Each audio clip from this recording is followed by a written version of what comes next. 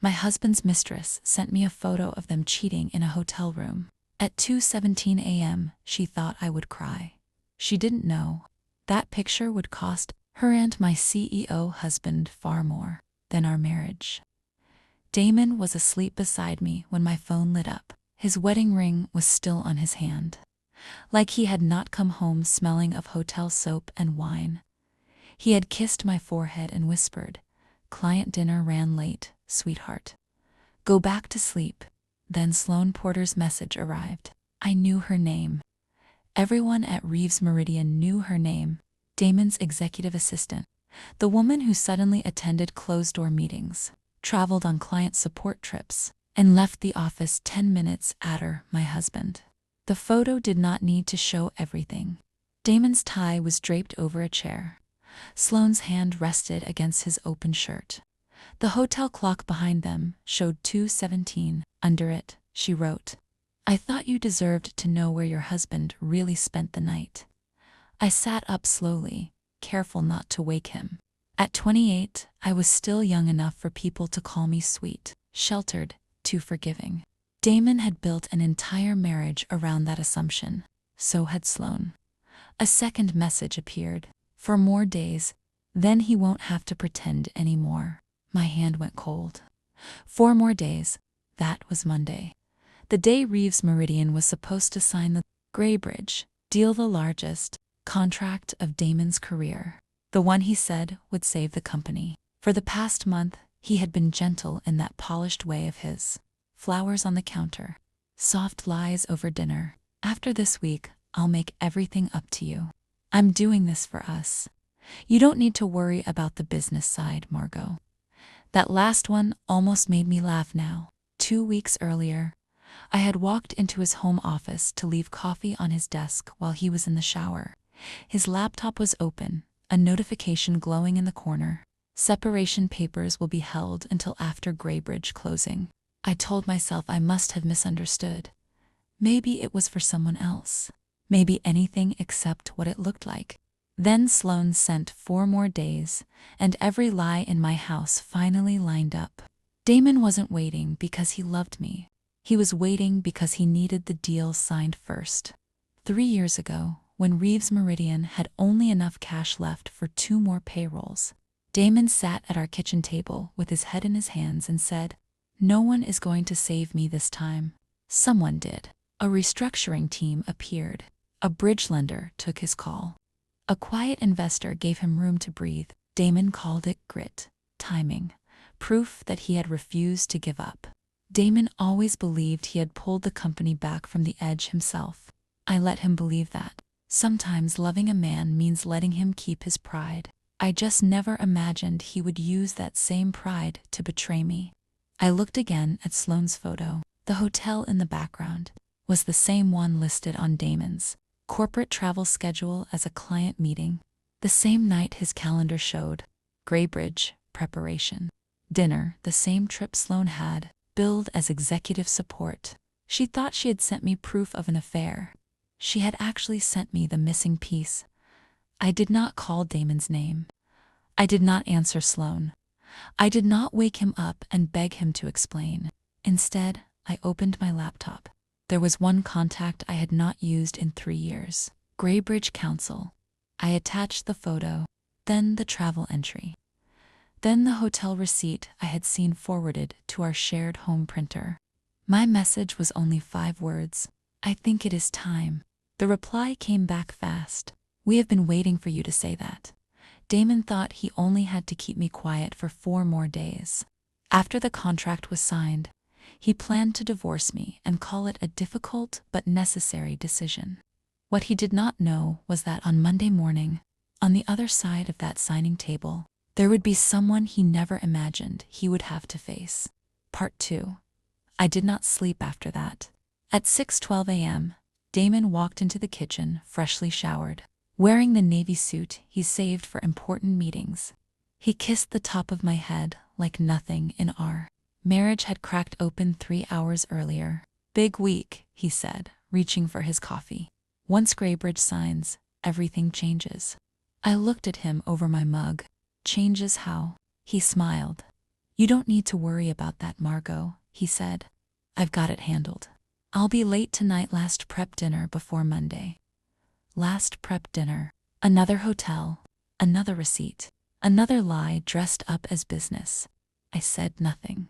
By Monday morning, Damon left the house at 7:40, without noticing the black card in my hand. At 8:35, I walked into the lobby of Reeves Meridian Group. The receptionist looked confused. A few employees turned their heads. Then Sloane saw me from across the marble floor. Her smile sharpened. Margot, she said softly, walking toward me. This really isn't the place for a scene. I agree, I said. Then I placed the black card against the executive scanner. The doors unlocked. Sloane's smile disappeared. Behind me, an older man in a gray suit stepped out of the elevator. Ms. Ellery, he said, they're ready for you upstairs. Damon turned at the sound of that name. For the first time since I married him. My husband looked at me like he had no idea who I was. Part 3. Damon turned at the sound of that name. For a moment, he did not look like a CEO about to sign the biggest contract of his career. He looked like a man who had just watched a locked door open from the wrong side. Margot, he said. Sloane stood near the reception desk, her smile frozen on her face. The older man beside me adjusted the file under his arm. Ms. Ellery, he said again, calm as ever. The Graybridge team is ready upstairs. Damon took 2 steps toward us. What is this? I looked at him, really looked at him. In the lobby of the company he believed he had built alone, his navy suit was perfect. His silver watch caught the morning light. Sloane stood behind him in a cream blouse, holding a tablet like she still belonged in the room where his future was being decided. This, I said, is the meeting you said I didn't need to worry about. His eyes flicked to the black card in my hand, then to Mr. Calder, then back to me. Margot, you should go home, Damon said, lowering his voice. Whatever you think is happening, this is not the place. Sloane found her courage again. She's right, she said softly, but loud enough for the receptionist to hear. This really isn't the place for a scene. I looked at her. No, I said, it isn't. Then I stepped into the executive elevator. Mr. Calder followed me. The doors closed before Damon could say another word. On the ride up, my reflection stared back at me from the brushed steel doors. I had not worn that black blazer in 3 years. Not since the week after my wedding, when Damon told me he wanted a simple life with me. No old money, no boardrooms, no men in suits calling me by my birth name. I don't want to feel like I married into a family that owns rooms before I walk into them, he had said then, half joking, half wounded. So I let him have the version of me he could love without feeling small. Margot Reeves, young wife, quiet house, dinner waiting when he came home late. He knew Ellery was my maiden name. Of course he did. It was on our marriage license. He just never asked what it meant. To Damon, Ellery was an old last name had put away. To the people waiting upstairs, it was a door that had opened for him 3 years ago. He had never asked why. The conference room on the 16th floor had a wall of windows and a long table set with 2 neat stacks of documents. On one side sat members of Reeves Meridian's executive team. On the other side sat Graybridge partners. Damon walked in 2 minutes after me with Sloane at his shoulder. He had recovered his CEO face by then. Reasonable. Slightly concerned. My apologies, he said to the room, giving a short laugh. My wife seems to have misunderstood the nature of today's meeting. No one laughed with him. Mr. Calder pulled out a chair for me. Damon's jaw tightened. Margot, he said, don't. I sat down. Sloane took half a step back. Mr. Calder opened his folder. Mr. Reeves, he said, Ms. Ellery is not here as your wife. Part 4. The room went quiet.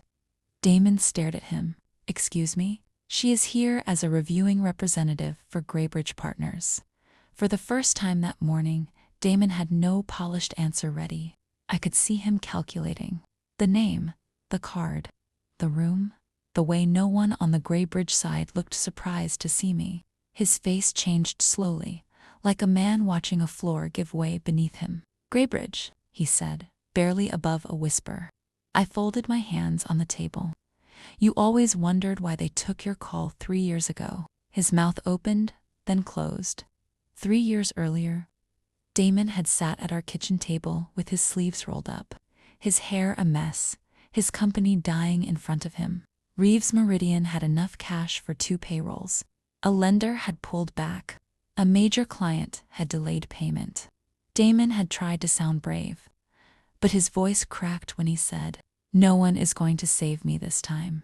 I was 25 then, young enough that people assumed kindness meant innocence, quiet enough that Damon mistook my silence for having no connections of my own.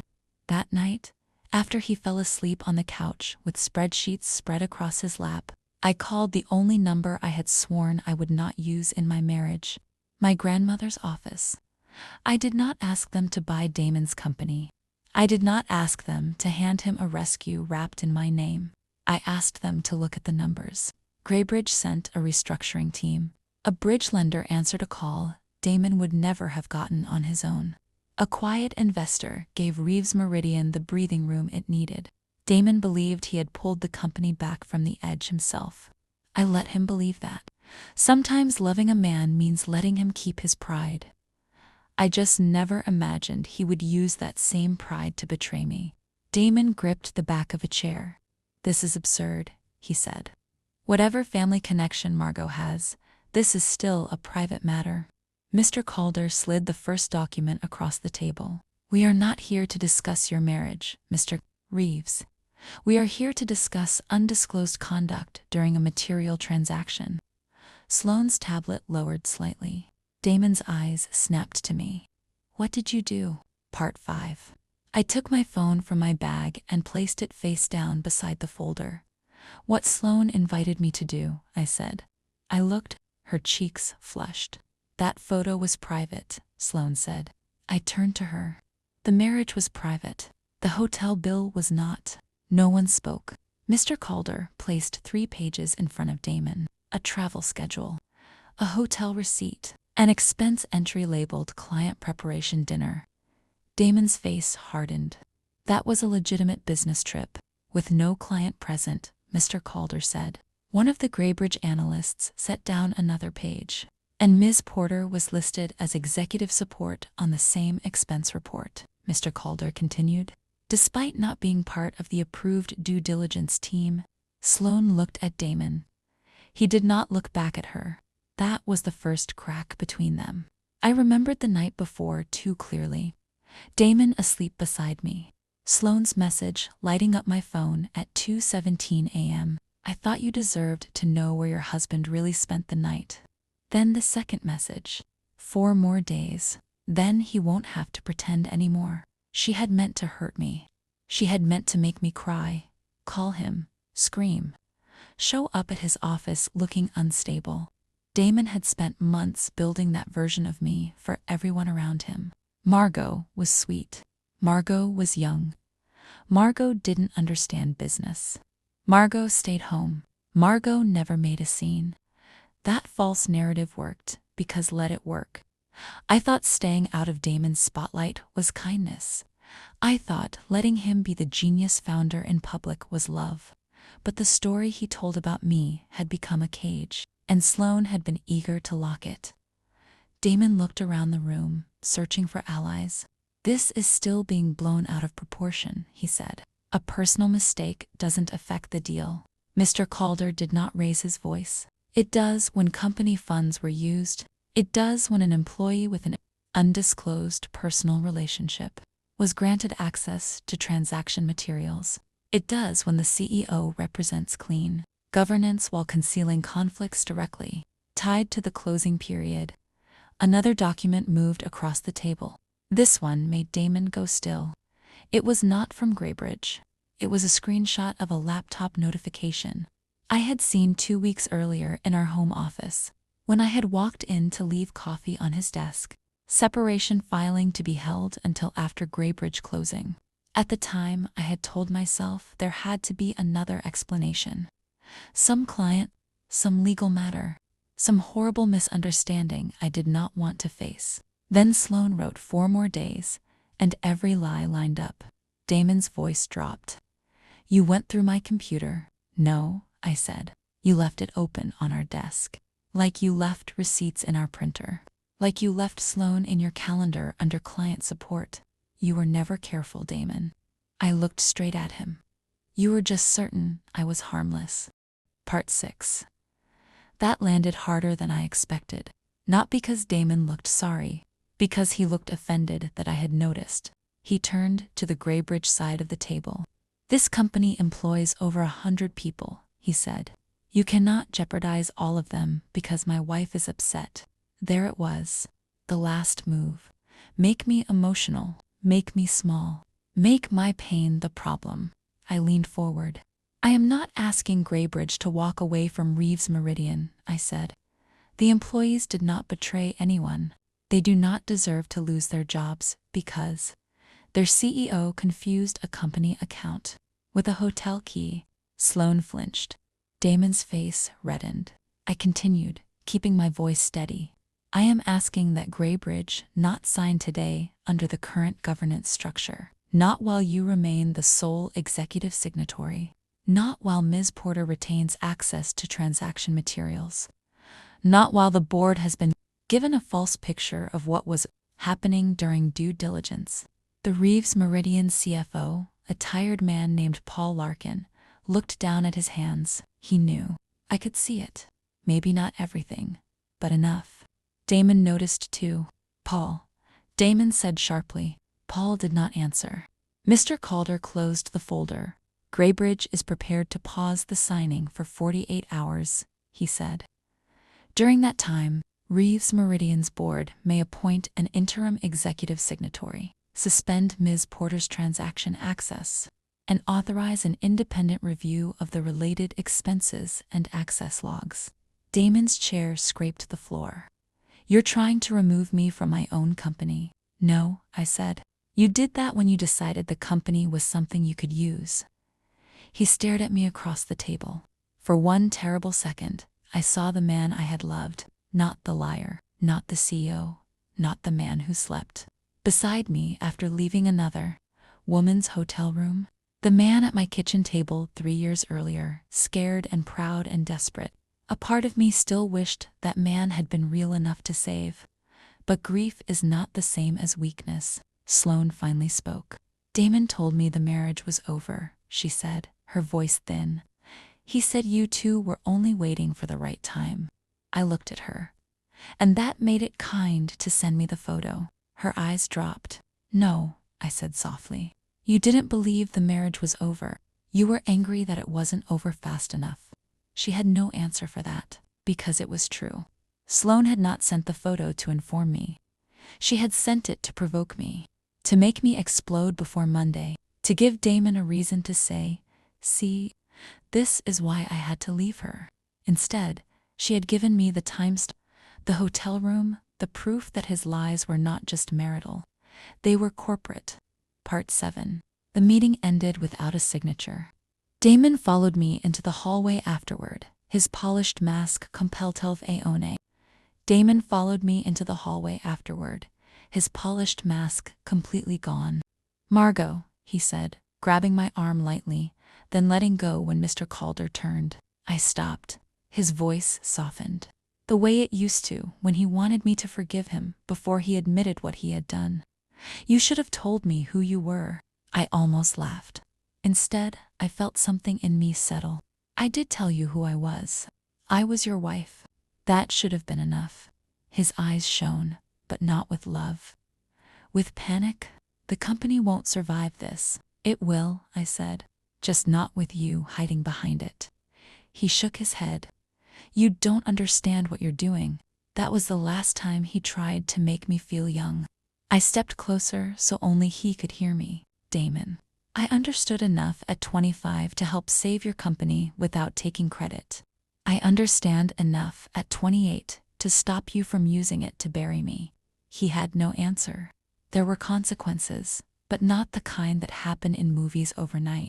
Damon was not dragged away in handcuffs. Sloane did not collapse in tears while everyone applauded. Life is rarely that clean. The board appointed Paul as interim signatory, while an outside firm reviewed executive expenses and access logs. Sloane's access was suspended that morning. By the end of the week, she was gone from Reeves Meridian, not because she was the other woman, but because she had participated in undisclosed conduct during an active transaction and accessed materials outside her approved role. Damon fought harder. He claimed I had ambushed him. He claimed Graybridge was punishing him for a private matter. He claimed I had hidden my family connection to manipulate him. But the review had not finished speaking yet. Part 8. The review did not agree with Damon. The hotel charges had been billed as business expenses. Sloane's travel had been misclassified. Transaction files had been shared with her outside the approved team. Damon's separation timeline proved he had intended to close the deal first, then control the story after. In the end, the board accepted his resignation as CEO. He kept shares. He kept lawyers. He kept enough pride to tell himself he had been betrayed by everyone around him, but he did not keep the room. Graybridge still signed weeks later, under revised conditions. The employees kept their jobs.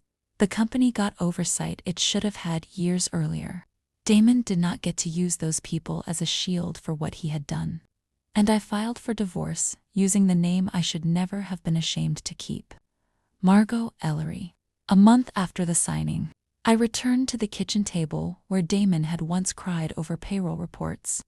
The house was quiet then, too quiet at first. I expected grief to feel dramatic. It didn't. It felt like noticing small things again. Coffee without waiting for someone else's mood. A phone that could light up without making my stomach drop. A closet where my blazer hung in front, not hidden in a cedar box like a life I had outgrown.